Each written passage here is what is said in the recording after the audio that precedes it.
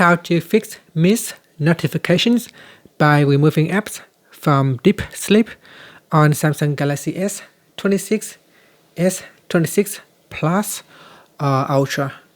So if an app stops sending you notifications, here is how you remove it from deep sleep. First, let's return it back to the home screen. Then swipe down at the top and tap on the settings icon. Next, we go down and tap on battery. Then scroll down again and tap on background usage limit. From here, tap on deep sleeping apps. Now go down the list here and remove the app that you have issues with. So for example, TikTok.